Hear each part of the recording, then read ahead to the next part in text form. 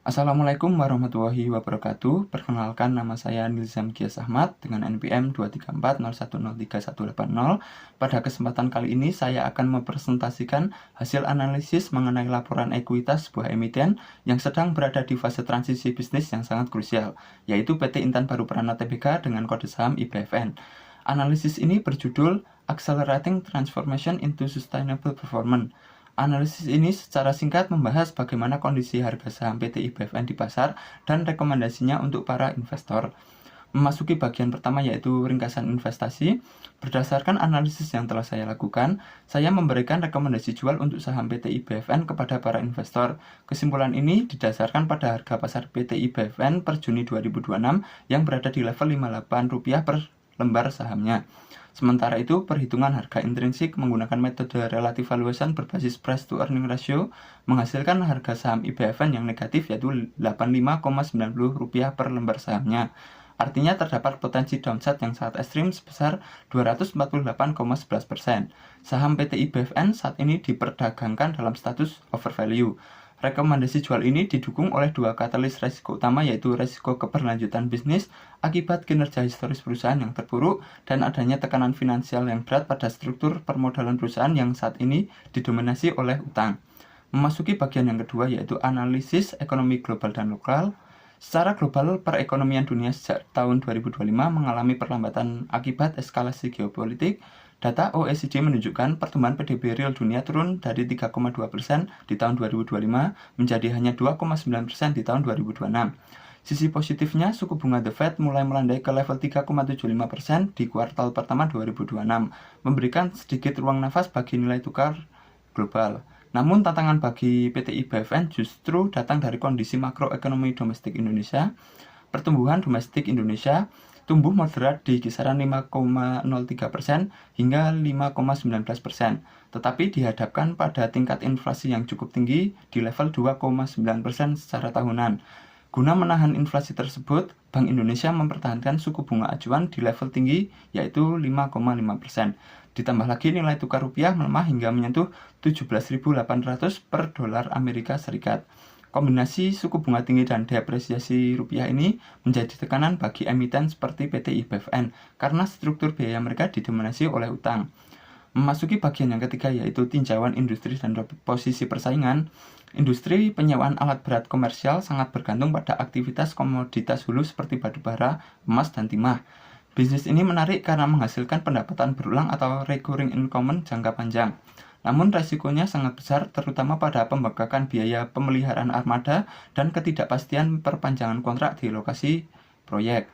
Jika dibandingkan dengan emiten penunjang logistik hulu lainnya, terdapat karakteristik yang sangat kontras. PT Islam Konsep Tbk atau PT IKON berfokus pada jasa catering minyak dan gas serta properti, dan PT Harapan Duta Pertiwi Tbk atau PT HUBE mengandalkan manufaktur karoseri berbasis pesanan, sedangkan PT IBFN berdiri di pasar yang unik, yaitu perdagangan dan penyewaan alat berat komersial.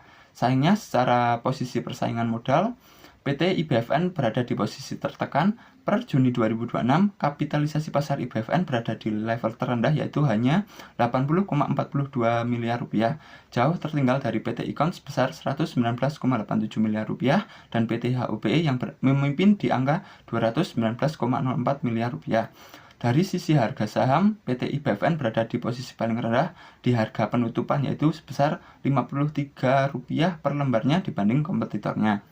Memasuki bagian yang keempat, yaitu analisis perusahaan bagian deskripsi perusahaan.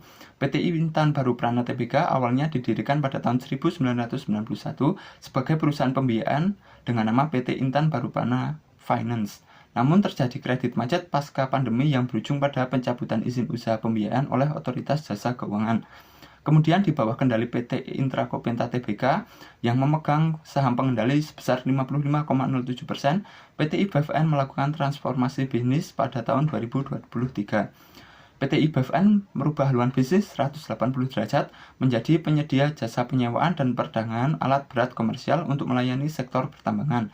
Sinergi ekosistem induk perusahaan PT Inta ini menjadi bagian penjembatan penyelamat operasional IBFN, di mana saat ini operasional PT IBFN tersebar di wilayah operasional penghubung komoditas hulu nasional. Memasuki bagian yang kelima yaitu analisis perusahaan bagian keuangan sederhana.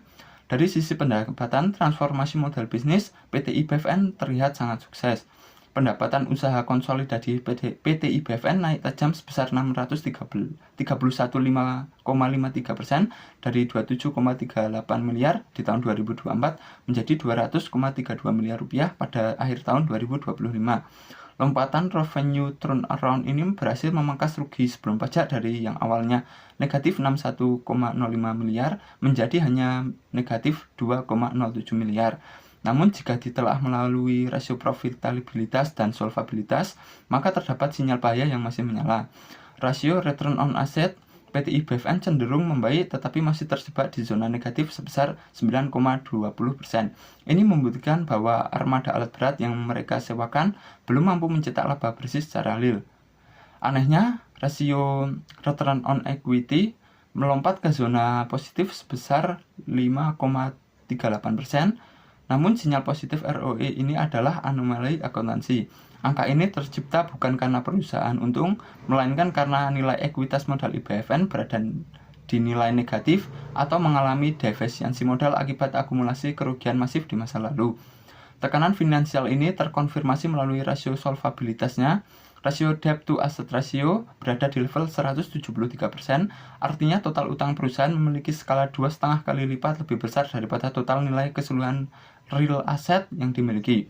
Ditambah rasio debt to capital sebesar 254,60%, struktur permodalan yang sepenuhnya didukung oleh utang ini menciptakan risiko gagal bayar atau default risk yang sangat eksponensial bagi keberlanjutan usaha PT IBFN.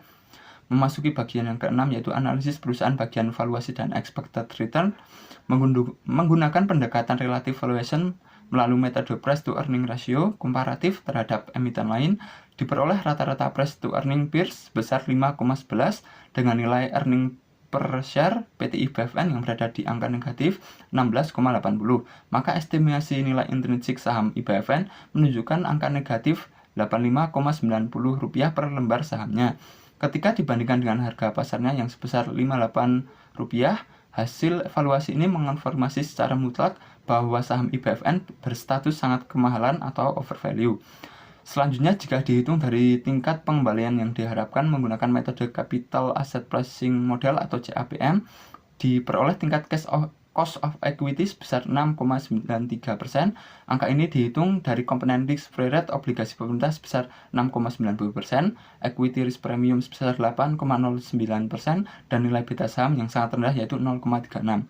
Di atas kertas, cost of equity 6,93% ini terlihat sangat rendah dan aman. Namun pada kasus PT IBFN, hal ini merupakan sebuah anomali pasar. Saham PT IBFN bergerak sangat defensif dan memiliki volatilitas rendah bukan karena fundamentalnya kuat, melainkan karena saham ini tidak liquid, kinerjanya tidak stabil, dan sama sekali kurang diminati oleh pasar yang mengharapkan pertumbuhan tinggi. Memasuki bagian yang terakhir yaitu kesimpulan hasil analisis, manajemen IBFN yang didukung oleh Inta Group telah melakukan langkah transformasi yang sangat agresif sejak tahun 2023. Yang berhasil memicu lompatan omset operasional yang sangat pesat. Namun bagi para investor, pertumbuhan pendapatan tanpa disertai perbaikan struktur permodalan yang sehat adalah fata morgana finansial. Realitasnya, keberlangsungan usaha jangka panjang IBFN masih sangat rentan dan kritis. Diferensiasi modal dan ekuitas negatif yang terus membayangi, serta beban utang liabilitas yang 2,5 kali lipat lebih besar dari asetnya, menempatkan emiten ini pada risiko gagal bayar yang sangat tinggi. Saham ini sangat tidak cocok untuk investor agresif karena tidak mampu menghasilkan pertumbuhan yang real dan stabil. Oleh karena itu, saya menegaskan kembali untuk merekomendasikan jual untuk saham PT IBFN demi menghindari risiko kerugian finansial lebih di masa depan. Demikian presentasi hasil analisis ekuitas yang dapat saya sampaikan. Semoga dapat menjadi bahan pertimbangan investasi yang lebih objektif dan rasional. Terima kasih atas perhatiannya. Wassalamualaikum warahmatullahi wabarakatuh.